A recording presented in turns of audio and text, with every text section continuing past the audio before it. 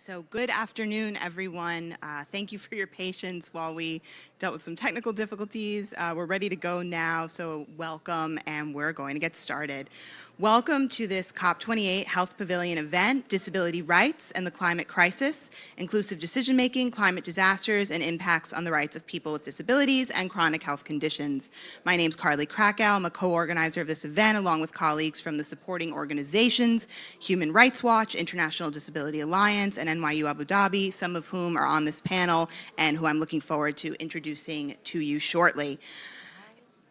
It is wonderful to see you here as part of this conversation, and here we are at about halfway point of COP. So welcome to those of you who have just arrived in Dubai, and for those of you who have been here, hope you got a bit of rest yesterday as we head into week 2, and welcome to everyone online via the live stream as well. So we'll be talking about several different aspects of the relationship between disability rights and the climate crisis. Just to give some context and some framing, research overwhelmingly shows that the climate crisis disproportionately impacts people with disabilities, older people, and people with chronic illnesses and health conditions. People with disabilities are often most in need during and after an emergency, but least able to access support. And just one example, you'll hear many others, of how people with disabilities are disproportionately impacted is that people with psychosocial disabilities, for example, have a 2 to 3 times higher risk of death from heat.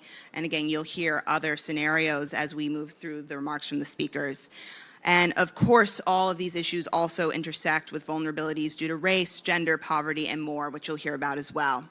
I'll be moderating today as well as speaking on the panel a bit later as the final speaker, wearing a few different hats. So with that in mind, just to briefly introduce myself, I am a faculty member at the NYU Gallatin School in New York, where my current teaching focuses on environmental racism and injustice, and I'm a journalist and writer. My work focuses on environmental and climate justice, human rights, and international law. I write for outlets such as Al Jazeera, The Washington Post, Open Democracy, and others. You can read more about that on my website, carlykrakow.com. Just very briefly, we have some very important thank yous that we would like to extend. First, to thank the World Health Organization, WHO, for hosting this Health Pavilion. It's so crucial to have this wonderful space for these conversations.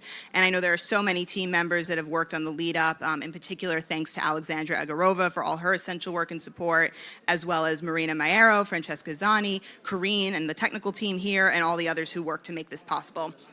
I also want to thank Elham Yousefian of the International Disability Alliance, who's not speaking with us today, but was on a terrific panel with us last week at the OCHA-hosted Humanitarian Hub, and whose support really helped with the planning of this event as well. And we will have a recording of that event if you want to go back and check it out. So I keep saying at every event I've spoken at this week that one of the incredible things about gathering at COP is that we know that you in the audience have your own expertise and lived experience to share. So we do hope to have some time at the end for discussion and questions, and very much look forward to following up with you all beyond today as well. So please do feel free to jot down questions and reach out after the session as well. So we'll now hear from each speaker with a statement in response to the following general themes and questions. As I mentioned earlier, research overwhelmingly shows that the climate crisis disproportionately impacts people with disabilities, older people, and people with chronic medical conditions. So we're asking the speakers, what do you or your organizations identify as the most significant gaps regarding climate action to inclusively address the needs of people with disabilities and ensure the participation of people with disabilities and chronic health conditions as decision makers? With all this in mind, what outcomes would you like to see from COP28, again, especially as we are convening today at this halfway point of COP with several more days of negotiations ahead of us? In front of the amazing lungs sculpture here, if you didn't catch that already. Thank you, Fatia, and thank you to each of these incredible speakers for the important contributions so far. I've been resisting the temptation to ask something after each contribution because I know we have a pretty large group today, but there's so much to pick up on, so thank you all. Before we just continue with, I'll deliver the last of the panelist statements, and then hopefully we'll squeeze in some discussion. I do want to express gratitude to Heba Hagras, the UN Special Rapporteur on the Rights of Persons with Disabilities, for her interest and enthusiasm for this event. She had generously agreed to share some remarks with us, although she is currently, unfortunately, facing some delays with accessing the Blue Zone today. So I'm really appreciative of her support for the event, excited for her work as the newly appointed UN Special Rapporteur in the coming months. She is here at COP, so hopefully you'll be seeing more of her, and very much looking forward to future collaborations. So before we go to that final segment, I'll just share some thoughts from my work and experience and perhaps reflect on these great points for discussion that have been shared by each of these wonderful speakers. As I mentioned earlier, my work on environmental and climate justice takes many different forms. I'm a scholar and professor, a journalist, a writer, activist, and advocate. But before sharing a bit about my research that relates to our critical focus today on disability rights and the climate crisis, I want to speak to you from the perspective of a role that I've had the longest and that I'm actually most proud of. And that is as the sister of my incredible brother, Alex, who has a rare medical condition and is a person with a disability. Because of the severity of Alex's current health needs, it's not possible for him to join us today here in Dubai or in the Health Pavilion. It would not be medically possible right now for him to make that journey with a 12-hour-long flight from New York to be with us. And frankly, because of the severity of his current health needs at this moment, it would not be possible for him to join us right now remotely on Zoom either. And I very much hope that that improves and changes for the better soon, not only foremost for his sake and for anyone else in that kind of position, but for the benefit of everyone in the room and online listening, because I would much rather that it would be possible for us to hear directly from him about the challenges he faces and how resilient he and others who face similar challenges are. He's also got a wicked sense of humor, much better than mine, that puts mine to shame. But for the moment, I'll gladly just fill in as the second best substitute. I suppose with that in mind, I could say I've been doing disability rights advocacy in partnership with Alex since childhood, but I didn't think of it that way initially. I and my family thought of it very simply as this is our cherished person in our family, and these are the things that he needs to survive and flourish. And this is the long list of things, and a lot of people in this room will have firsthand experience with this. This is the long list of all the things that institutions and the world are telling him he cannot have, that are not possible.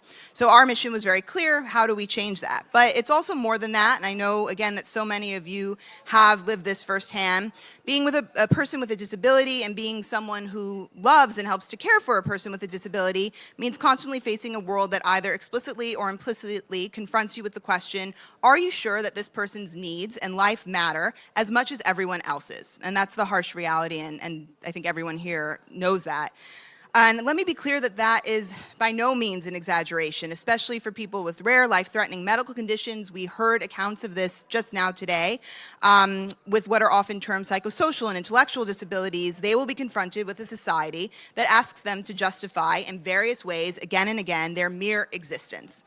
And I saw Alex and other children experiencing their own struggles, some like him, some in their own ways, labeled as disruptive or burdens. Sometimes they were treated with cordiality or even kindness, but this was often seen as a favor or an accommodation, not as their basic right and requirement like every single human being.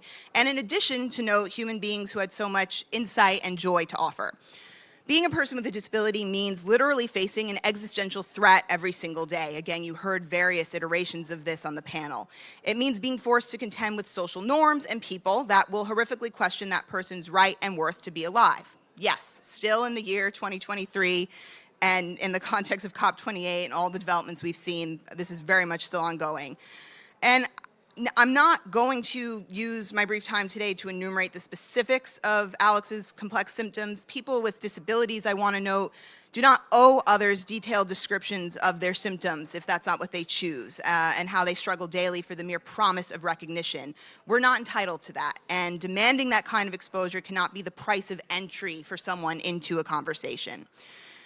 The climate crisis, as we know, poses an existential threat for all of us. This is, of course, global in nature, and no part of the Earth is unaffected, and we're already seeing that take hold in so many different ways. But as I shared earlier, and as you heard from each speaker, the climate crisis means that people with disabilities are disproportionately susceptible to harms from wildfires, extreme heat, flooding, storms, and all sorts of unnatural climate disasters. So here at COP, our attention is pushed towards crucial questions about fossil fuel phase-outs, net zero, where the money will come from for loss and damage, how to keep to 1.5 degrees of temperature rise, climate adaptation, climate finance, and much more, as you know. People with disabilities and people who experience life with chronic illnesses and their families and advocates are fundamental to every single one of these issues. But most days, if you watch or read news reports or read an academic or scientific article on climate change, typically that vital connection will not be made clear. In fact, it will usually be invisible. So we need to think about protection for people with disabilities in the face of the climate crisis. Yes, that's crucial. But as a society, we're also failing to consider and value the ways that people with disabilities and health conditions teach others, and how they serve continually as educators without ever necessarily agreeing to take on that job. And let me be clear, just not what they can teach us, what they have been teaching us already in every moment they are present. So much of my work is focused on issues that have often been framed historically as having nothing to do with the climate crisis. My work on a concept I call toxic saturation has focused on people forcibly living amid war toxins and other forms of toxic contamination, people whose health forcibly slowly withers over time, and people whose families are violated by toxic contamination over generations because of the epigenetic health effects of some toxins. People in places such as Iraq, where there are staggeringly disproportionate rates of birth defects and cancer linked to burn pits, depleted uranium, and white phosphorus used in the US lead wars in '91 and 2003.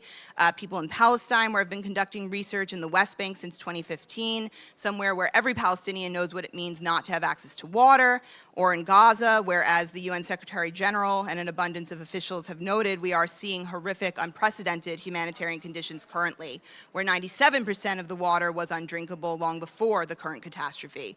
Or in Vietnam, just one more example, where 50 years after the Vietnam War ended, children continue to be born with congenital anomalies or birth defects from the US use of Agent Orange. So my work on toxic saturation argues that what we've often called toxic exposure is not adequate. That's not adequate language.